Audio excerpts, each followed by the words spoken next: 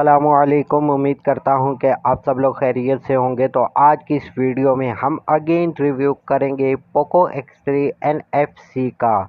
ये device almost 2 साल पुरानी हो चुकी है, लेकिन स्टिल मार्केट में अवेलेबल है और स्टिल इसकी डिमांड भी है।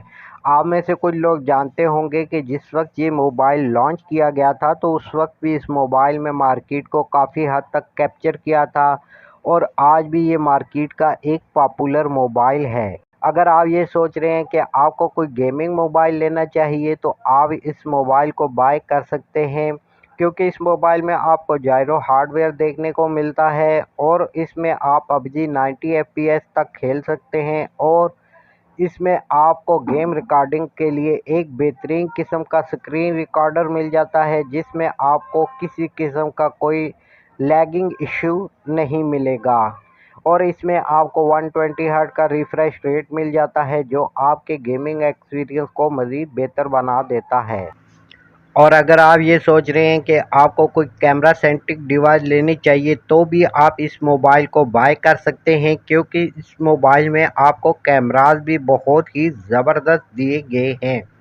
आजकल जो न्यू डिवाइसेस आ रही हैं उनमें भी इस टाइप के आपको कैमरास देखने को नहीं मिलते, जिस टाइप के कैमरास इस मोबाइल में आपको प्रोवाइड किए गए हैं। इसकी बैक साइड पे आपको क्वाड कैमरा सेटअप देखने को मिलता है, जिनमें मेन कैमरा 64 मेगापिक्सल का है, सेकंड कैमरा 13 मेगापिक्सल का, थर्ड कैमरा 2 मेगापिक्सल का माइक्रो और फोर्थ कैमरा 2 मेगापिक्सल का डेप्थ है। इसके बैक कैमरा से आप 4K 30 FPS में वीडियो रिकॉर्ड कर सकते हैं।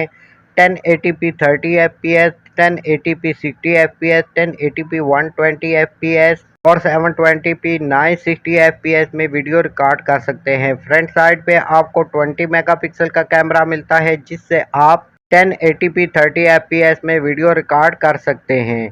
इसमें आपको बुके मोड मिल जाता है, स्लो मोशन मिल जाता है, स्टेबलाइजेशन मिल जाती है, पोर्ट्रेट मोड मिल जाता है और सुपर नाइट मोड मिल जाता है। तो आप इस मोबाइल को कैमरा के लिए भी बाय कर सकते हैं। और अगर बात करें इसके प्रोसेसर की तो इसमें आपको स्नैपड्रैगन 732G का एक पावरफुल प्रोसेसर भी मिल जाता है। रैम और स्टोरेज की बात की जाए तो इसमें आपको 6 GB रैम और 128 GB UFS 2.1 वाली स्टोरेज मिल जाती है। अगर ऑपरेटिंग सिस्टम की बात करें तो ये एंड्रॉयड 10 के साथ आता है, लेकिन अब इसमें अपडेट आ चुकी है, तो अब जब आप इसको बाय करेंगे तो ये आपको एंड्रॉयड 11 या एंड्रॉयड 12 के साथ मिलेगा। MIUI की बात करें तो इसमें MIUI 12 मिलता है, लेकिन आफ्टर अपडेट इसमें MIUI 13 भी मिल जाएगा, जो एक बेहतर MIUI है। इसमें कोई ज़्यादा बग वगैरह का आपको इशू देखने को नहीं मिलेंगे, लेकिन थोड़े बहुत बग्स इसमें आते हैं, लेकिन वो ऐसे बग्स नहीं हैं जो आपको परेशान करें। तो इतना कॉम्प्रोमाइज़ तो बंदा कर ही लेता है। और इसमें आपको IPS पैनल मिल जाता है, लेकिन फुल HD रेजोल्यूशन के साथ। साइड माउंटेड फिंगरप्रिंट इसमें आपको मिलता है, स्टीरियो स्पीकर आपको इसमें मिल जाते हैं और नॉइज़ कैंसलिंग माइक भी मिल जाता है, जो आपकी कॉल क्वालिटी को बहुत ही बेहतर बना देता है। इसमें आपको 5160 mAh की बैटरी मिल जाती है और साथ में 33 वाट का फास्ट चार्जर मिल जाता है और टाइप सी की कनेक्टिविटी मिल जाती है। तो आप बात कर लेते हैं इसके प्राइस की, तो ये आपको अराउंड 40,000 के न्यू देखने को मिलता है, लेकिन मेरा मशवरा ये है कि आपने इसको न्यू बाय नहीं करना, बल्कि आपने इसको यूज़ में बाय करना है। और अगर आपको 2-3 मंथ की वारंटी मिल जाए तो वो ज़्यादा बेहतर है, अगर नहीं मिलती तब भी चलेगा, लेकिन इसकी कंडीशन बिल्कुल नीट एंड क्लीन होनी चाहिए और इसकी एसेसरीज साथ हो और बॉक्स साथ हो। जब ऐसी कंडीशन में आपको मिलता है तो फिर आप इसको अंडर 30,000 या फिर 30,000 तक बाय कर सकते हैं।